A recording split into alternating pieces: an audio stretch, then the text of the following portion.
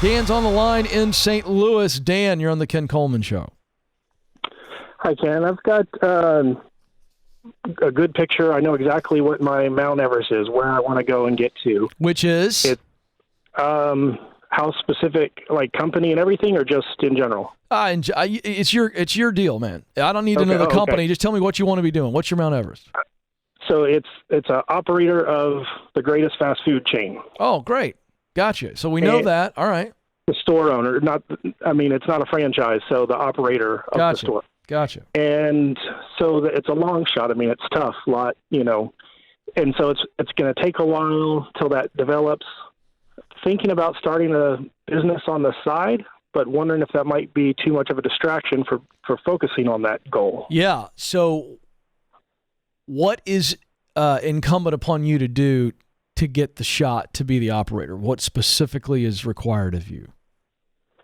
Well, going through the interview applicant process, but also I imagine it's going to take a great deal of the proximity principle networking, because I just don't know anybody who's at that level making those decisions of who gets hired there. So it's a tough selection process, lots of applicants, that sort of thing. Okay. So I've got to study, I've got to hone my skills, I've got to network, all that kind of thing. And it might be 5 years, it might be 20 years, I don't know, but it's it's not going to be 20 years, because I think this company you have in mind, and I have a strong suspicion of what company we're talking about here.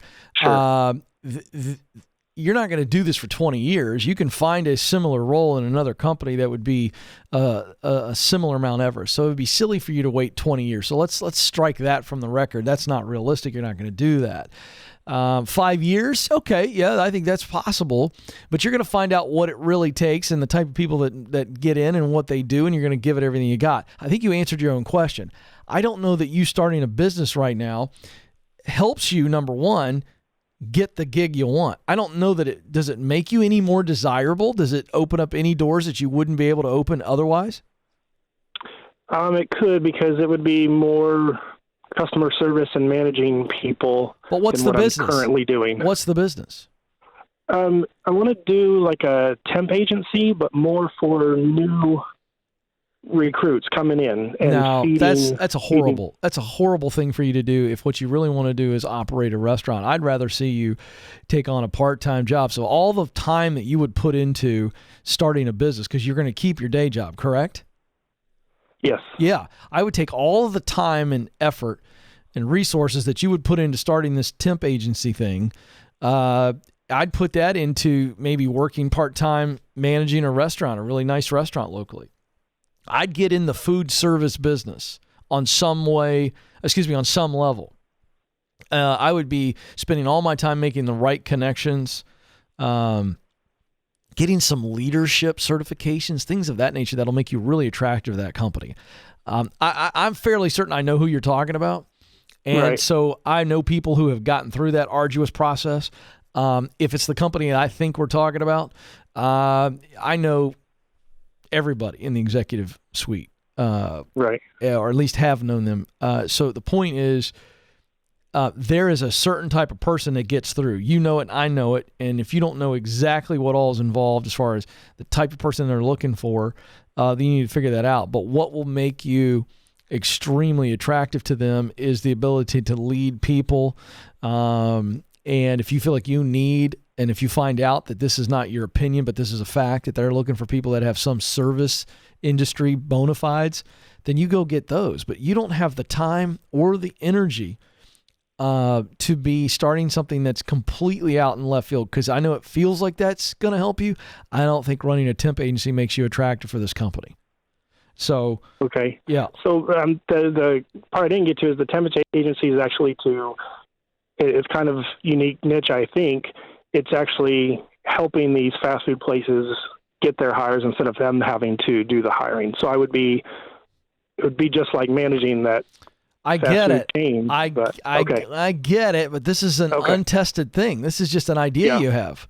And so we're talking about you going into this complete entrepreneurial journey where you're testing this idea all for one reason, Dan. The whole reason you're doing this is to try to get yourself in with this company that you know you want to be with and you know what it's going to take. I just don't think that is a good use of your time. That's why you called. That's why you asked the question. And I'm telling you, I think it's a distraction. And there's an old proverb that says, if you chase two rabbits, you lose them both. I think that's what you're putting yourself into. Be patient. It's not easy, but I would do a lot of other things besides using the proximity principle to make myself more attractive and more qualified. And there's a lot of things you can do there. Okay. So do that. Don't feel like, oh, I've got to go prove something to these people by starting something from scratch. That becomes almost your entire focus if you launch a new company. So this leads me to something I've been really chewing on the last week. And I'll just share this briefly, and then I want to get to an email. There is this human mentality. It's just all of us have this. Because we all are awful at being patient. Now, a lot of us we get the perseverance. Get up, stay with it, go after it, don't quit, blah, blah, blah, blah, blah.